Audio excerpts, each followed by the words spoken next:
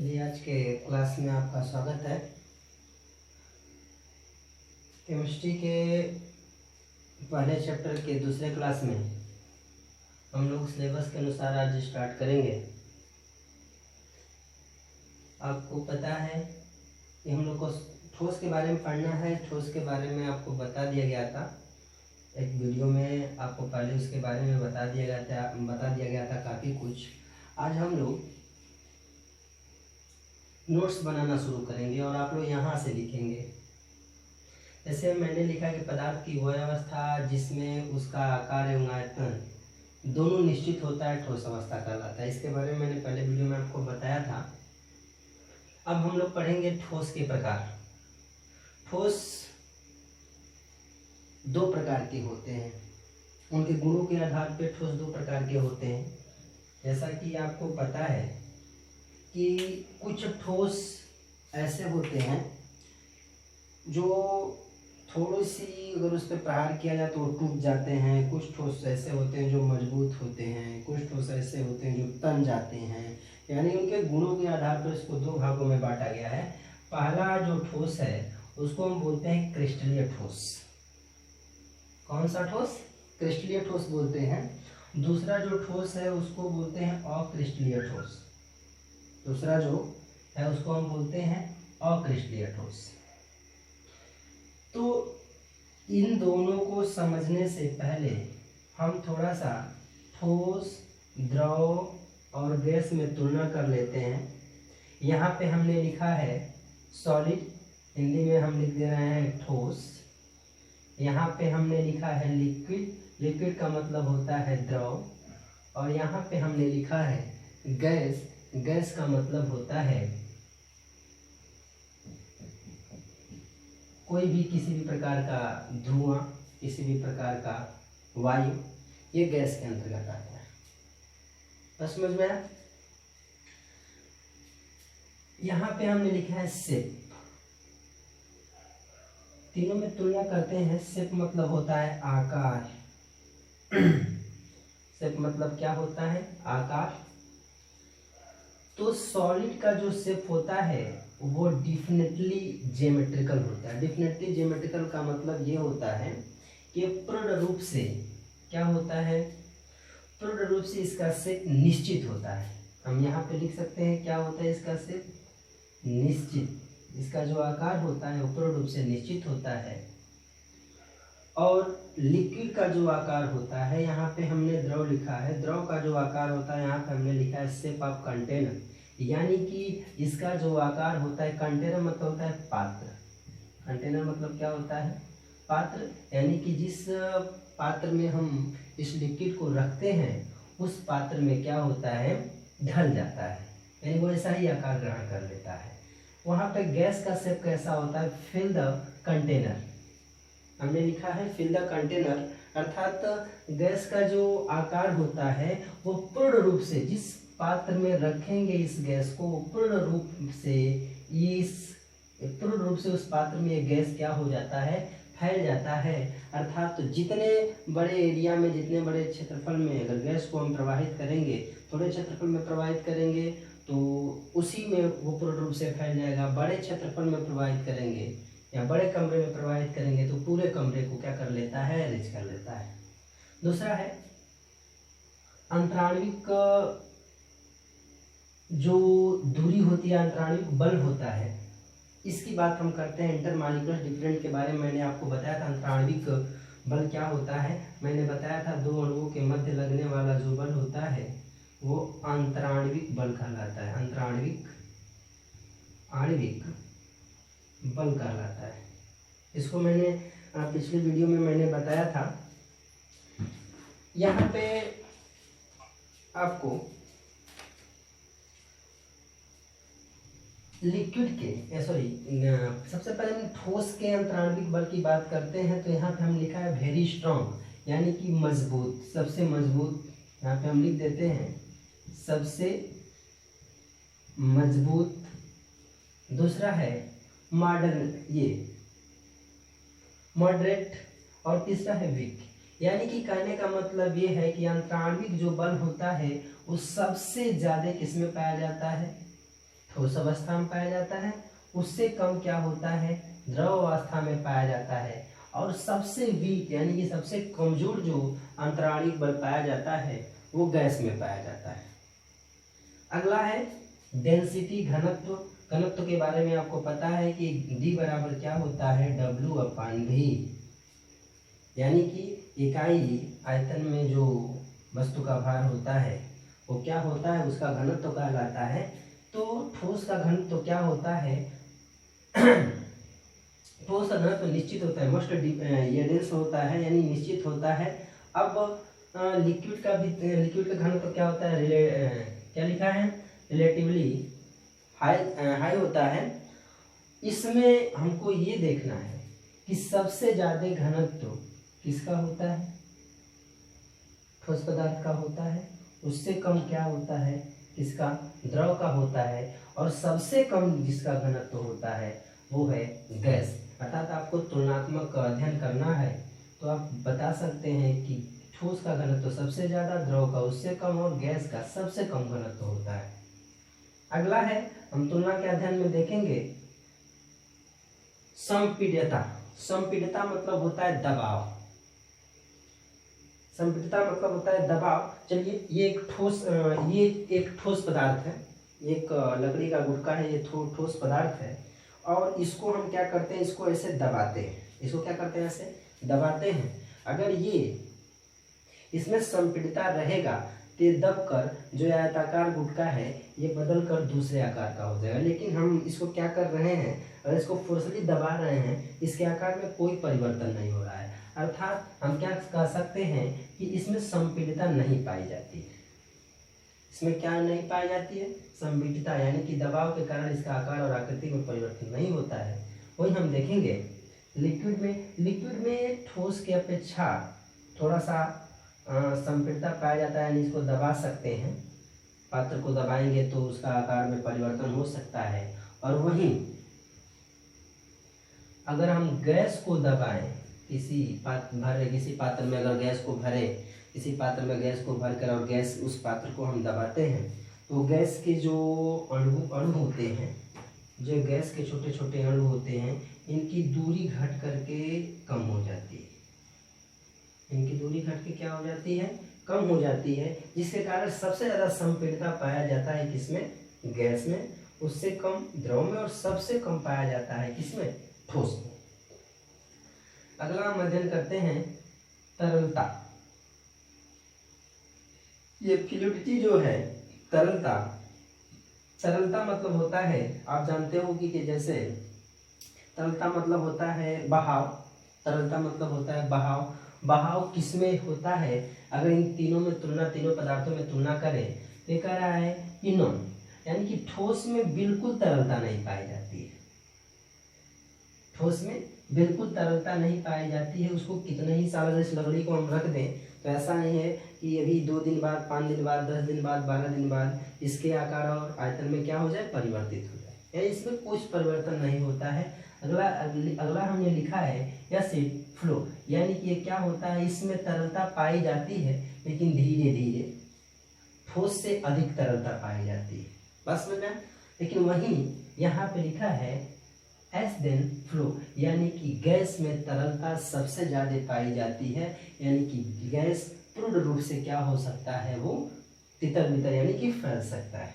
अगला है विसरण। विसरण के बारे में आपको इन तीनों पदार्थों के आधार पर हम ये डिफाइन करेंगे कि विसरण क्या होता है, किसमें क्या होता है विसरण, किसमें विसरण नहीं होता है। यहाँ पे लिखा है यस, यानी कि हाँ विसरण होता है but very slow, but very slow, यानी कि विसरण होता है लेकिन बहुत धीमे धीमे होता है। जैसे मान लीजिए किसी ठोस पदार्थ को हम रख दें तो वो बहुत धीरे धीरे धीरे धीरे फैलेगा, बहुत धीरे धीरे धीरे फैलेगा। वहीं पे अगर हम कोई द्रव पदार्थ को रख दें, जैसे कि यहाँ पे लिखा है yes but slower then gas, यानी कि हाँ इसमें भी विसरण होता है परंतु बट मत होता है लेकिन स्लो देन किसके, गैस के, यानी कि क्या होता है कि गैस से क्या होता है, धीमे इसमें क्या होता है, विसरण होता है। जैसे मान लीजिए एक जगह हम पानी, एक गिलास में पानी भर के रख दें और उसको गिरा दें, और एक जगह हम किसी अगरबत्ती को जला दें और दोनों को देखेंगे कि सबसे तेज कौन फैल रहा है। सबसे तेज, चलिए यहाँ पे एक ठोस पदार्थ भी रख देते हैं, तो सबसे पहले आप देखेंगे कि उस कमरे में या उस स्थान पर सबसे ज़्यादा ये अगरबत्ती के धुएं क्या हो जाएंगे, पूर्ण रूप से कुछ ही समय में फैल जाएंगे। और गिलास का पानी बहुत क्षेत्रफल, वो अपने अगल बगल ही फैल के रह जाएगा, लेकिन ये क्या है, बिल्कुल क्या होता है, ना के बराबर फैलेगा। समझ में आया? यानी कि सबसे ज़्यादा विसरण किसमें पाया जाता है? गैस में। बात समझ में आया? तो इसको आप लोग अलग कापी के ही बगल में लिख लीजिएगा, लेकिन ये नोट्स बनाना शुरू कर दीजिएगा। यहाँ पे हमने क्रिस्टल की बात कर रहे थे। तो ठोस दो प्रकार के होते हैं। ठोस कितने प्रकार के होते हैं? दो प्रकार के होते हैं। सबसे पहले आप ये लिखिएगा, उसके बाद ठोस के प्रकार क्रिस्टल और क्रिस्टलीय, उसके बाद कहीं किनारे यहाँ पे लिखिएगा ठोस द्रव गैस में तुलना, और लिख कर कापी में लिख लीजिएगा।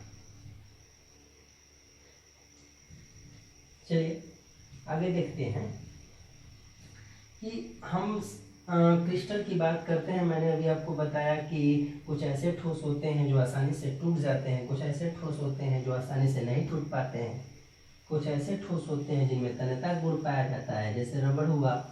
बहुत प्रकार के ठोस आपको देखने को मिलेंगे और उसी के बारे में हम लोगों को इस चैप्टर में पढ़ना है।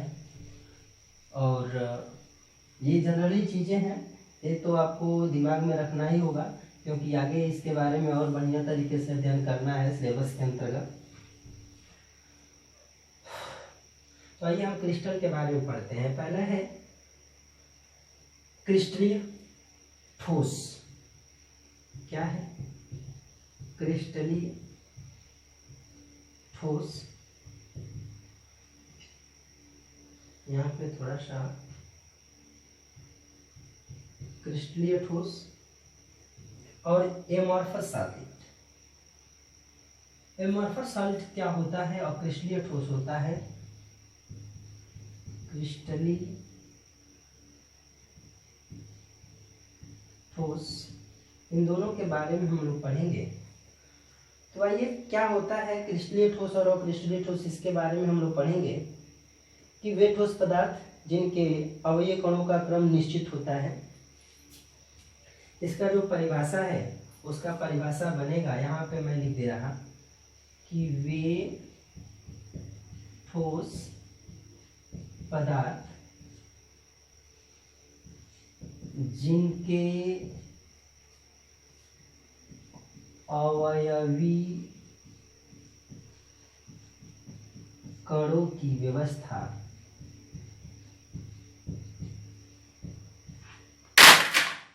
अवयवीय कणों की व्यवस्था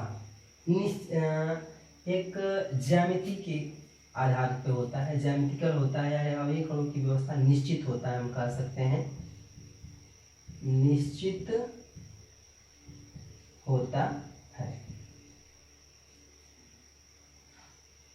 करें वे ठोस पदार्थ जिनके अवयवीय कणों की व्यवस्था निश्चित होता है। अवयवीय कण का मतलब क्या हो सकता है? अवयवीय कण का मतलब हो सकता है, अवयवीय कण के जगह पे हम रख सकते हैं परमाणु, अणु या आयन। ये तीनों हो सकता है अवयवीय कण में, ये तीनों आ सकता है, परमाणु, अणु या आयन। इन तीनों का हम क्या कर सकते हैं? वहां पे उपयोग कर सकते हैं। बात समझ में आया? तो कह रहा है कि आपको पता है कि किसी भी पदार्थ यानी कि किसी भी ठोस पदार्थ का निर्माण छोटे छोटे कणों या तो किससे होगा? या तो परमाणु से होगा, परमाणु, या तो अणु या आयन। आपको पता है परमाणु किसे कहते हैं? दो या दो से अधिक कणों के मिलने से परमाणु का निर्माण होता है। और जब दो या दो से अधिक परमाणु क्या होते हैं, आपस में संयोग करते हैं, तो अणु का निर्माण होता है। और आयन क्या होता है कि जब कोई परमाणु अपने अंदर से इलेक्ट्रॉन को या तो त्यागे या तो इलेक्ट्रॉन को क्या करे, ग्रहण करे, तो आयन बन जाता है। जो इलेक्ट्रॉन को ग्रहण करता है उसे हम ऋणायन कहते हैं। क्या कहते हैं? ऋणायन कहते हैं। और जो इलेक्ट्रॉन को क्या करता है, देता है, इलेक्ट्रॉन को त्याग करता है उसे हम धन आयन कहते हैं, धन आयन कहते हैं। यहाँ पे कोई भी हो सकता है, अवयवीय कण में कुछ भी हो सकता है। तो कह रहा है कि वे ठोस पदार्थ जिनके अवयवीय कण की व्यवस्था निश्चित होती है, इस प्रकार के ठोस क्या कहते हैं, क्रिस्टलीय ठोस कहते हैं। जैसे हम कह सकते हैं कि जितने भी ये क्या होते हैं, नमक हुआ, हीरा हुआ, जितने भी ये पदार्थ होते हैं, जैसे क्या हम ले सकते हैं, हीरा, नमक, ठीक है ना, ये सब किस में आते हैं, क्रिस्टलीय ठोस में आते हैं, वास्तविक ठोस में आते हैं। क्रिस्टलीय ठोस को एक और ठोस कहा जाता है, इसे वास्तविक ठोस भी कहा जाता है। बात समझ में आया? आखिर हम कैसे जानेंगे कि कौन क्रिस्टलीय ठोस है, कौन क्रिस्टलीय ठोस नहीं है? तो आइए इसके गुणों के बारे में हम लोग बात करते हैं। तो हम यहाँ पे लिखेंगे क्रिस्टलीय ठोस के गुण, हेडिंग लिखेंगे क्रिस्टलीय ठोस के गुण। बात समझ में? क्रिस्टलीय ठोस के गुण के बारे में लिखेंगे तो पहला क्रिस्टलीय ठोस का प्रथम गुण है ये ज्यामिति। इसकी ज्यामिति निश्चित होती है। इसकी ज्यामिति क्या होती है, निश्चित होती है, यानी कि ज्यामिति क्या होती है, निश्चित होती है। निश्चित ज्यामिति का मतलब क्या होता है, जैसे मान लीजिए अगर एक क्यूब बनाना है, एक घन बनाना है, तो एक कण यहाँ पे होगा, एक कण यहाँ पे होगा, एक कण यहाँ पे होगा, एक कण यहाँ पे होगा। अगर हमको एक क्या बनाना है, हमको एक घन बनाना है, तो यहाँ पे कण होना अनिवार्य है। उसके बाद एक कण यहाँ पे, कण यहाँ पे, और ऐसे करके एक कण यहाँ पे, कण यहाँ पे, इस तरह के आकार का हर कोने पर एक एक अवयव होना जरूरी है। इसी संरचना को हम ज्यामितीय संरचना, इसी संरचना को हम ज्यामितीय संरचना कहते हैं। अर्थात ऐसा नहीं है कि ये जो है एक कण यहाँ पे हो जाएगा, एक कण यहाँ पे हो जाएगा, ये कण यहाँ पे हो जाए, इसका कोई ज्यामितीय संरचना नहीं बनेगा। तो ये ज्यामितीय संरचना में नहीं है, अर्थात इसका कोई आकार निश्चित नहीं है। इस प्रकार के यानी कि क्रिस्टलीय ठोस के जो गुण होते हैं वो ज्यामिति, उनकी ज्यामिति निश्चित होती है, उनके कण निश्चित होते हैं कि हाँ यहीं पे, अगर यहीं पे कण है तो ये यहीं पे पाए जाएंगे, ये यहाँ से यहाँ नहीं जा सकते। बात समझ में? दूसरा है कि ये विषम दैशिक होते हैं। दूसरा है ये विषम दैशिक, या हम कह सकते हैं कि विषम दैशिक का मतलब यहाँ पे ये आप समझ लीजिए इस ऐसे कि विषम दैशिक होते हैं। इसके कहने का मतलब ये है कि अगर कोई ठोस पदार्थ हो, अगर इस प्रकार का ठोस पदार्थ हो, दिखाई दे रहा, चलिए, अगर इस प्रकार का ठोस पदार्थ हो, अगर इस पे भौतिक गुणों का प्रवाह करते हैं, जैसे कह सकते हैं प्रकाश,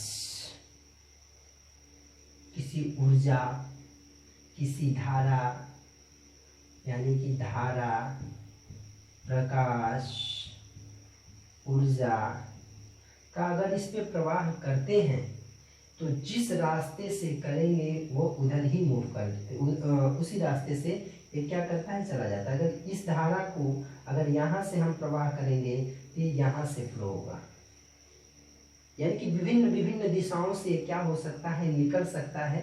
बात समझ में आया? इसके बारे में हम आपको आगे डायग्राम के अनुसार एक बताएंगे, लेकिन यहाँ पे आप समझिए ये विषम दैशिक होता है, यानी कि इसकी अगर इस पर किसी प्रकार के भौतिक गुणों का प्रवाह करते हैं, ऊर्जा का प्रवाह करते हैं, तो जिस रास्ते से करेंगे वो अपना रास्ता बदलता रहेगा। अगर इस तरफ से करेंगे तो यहाँ से फ्लो होगा, अगर इसका मार्ग यहाँ पे करते हैं तो यहाँ से फ्लो होगा, यानी कि उसके जस्ट सामने से क्या होगा, सामने से नहीं कर सकते, मतलब उसके दूसरे तरफ से क्या होगा, फ्लो होगा। ऐसा नहीं है कि यहाँ से हम निकालेंगे तो यहीं से फ्लो होगा, यहाँ से अगर हम इसको प्रभावित करेंगे तब भी यहीं से फ्लो होगा, यहाँ से प्रभावित करें तो तब भी यहीं से फ्लो होगा, ऐसा नहीं होता है। उसको हम बोलते हैं विषमदैशिक होता है, यानी कि विभिन्न विभिन्न दिशा है, ये अलग हो रहा है, ये अलग दिशा हो रहा है, ये अलग दिशा हो रहा है, विभिन्न, ये विषमदैशिक होता है। अगला है इसका सबसे इम्पोर्टेंट जो लक्षण है वो आपका होता है कि इसका जो गलनांक होता है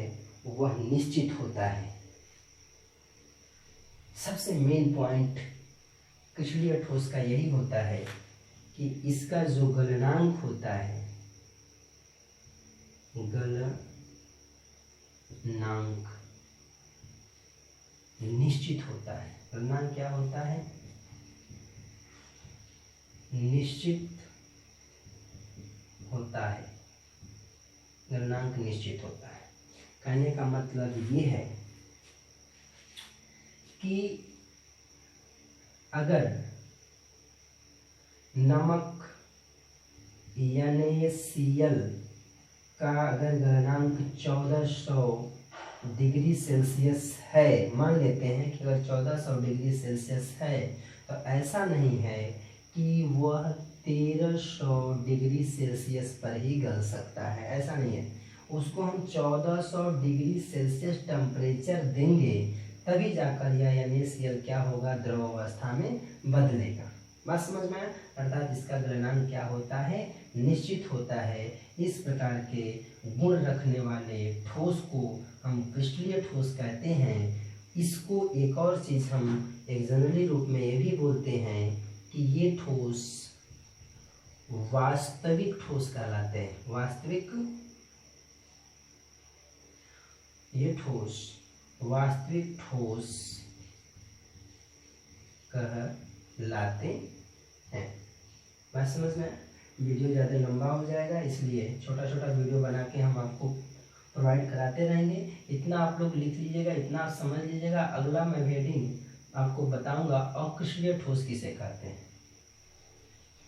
थैंक यू।